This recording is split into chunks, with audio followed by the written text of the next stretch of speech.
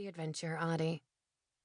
My bad luck with men went as far back as sophomore year of high school, when I'd been catfished by a pimply 13-year-old pretending to be his hot 18-year-old cousin. I wanted off the ride. I muted the TV. We'd both seen the first Sex and the City movie at least 5 times. "How are you not jaded after all these years?" I asked. Mom had been mostly single since my dad died when I was 3.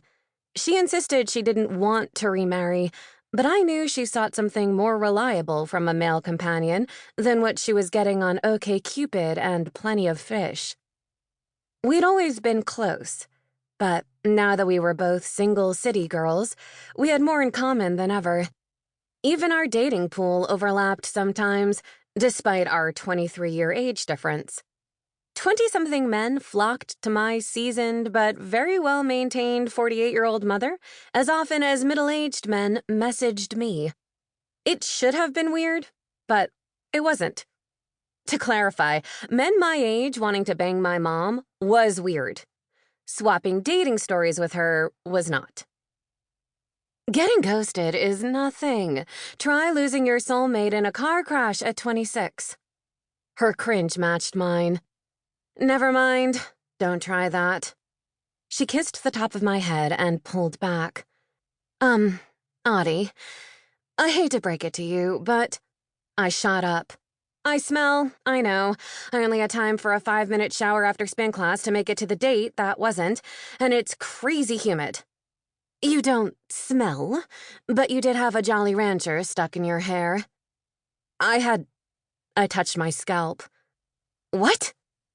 She waved the hard candy in front of me. It was green apple, and stood to throw it out. Ew! Probably from some sticky child on the subway. I shuddered and ran my fingers through my hair. What would I find next? A Reese's peanut butter cup? I'm done with this day. Done! Mom returned to the couch and gave me an apologetic grin.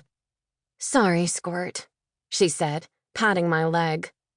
Tomorrow will be better. I closed my eyes and breathed in positivity like I always urged in my cycling classes. Inhale love, exhale stress. I'd have a good night's sleep and start fresh in the morning. Ping. I opened my eyes, pulled my phone from my purse, and checked my Gmail. A second later, I wished I hadn't. Hi, Adina. Thanks for reaching out. Unfortunately, I didn't get that wow vibe over this pitch.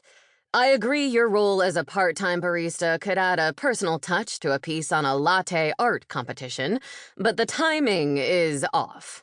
Readers won't care about a summer event in the fall. Feel free to nudge me about this after the new year. In the meantime, please keep pitching. I'm a fan. Derek. My shoulders dropped in disappointment. Derek was the editor of Tea, a weekly online pop culture magazine where I'd interned while studying for my bachelor's degree in journalism during college. It was mostly office work, coffee runs, and filing, but I was also responsible for proofreading the editorial calendar and was sometimes allowed to tag along with writers out on a story. A full-time position hadn't been available after graduation, and I quickly discovered that the chances of landing my dream job as a journalist for the entertainment, media, or lifestyle sections of the New York Times or New York Post without any prior publishing credits, or even with them, were about the same as a 6th grader's. What is it? I gulped my wine. Another oh-so-encouraging pass from Dare Dick. She knew all about his particular brand of charm.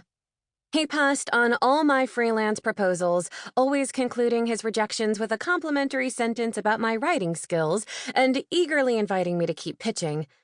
But I was certain our history and my access to his direct email account was a gift that would eventually give as long as I kept at it. In fact, when he'd hired me to write T's list column for a month, to cover for a staff writer on medical leave, I scored my first 4 professional bylines. 10 books to read between seasons.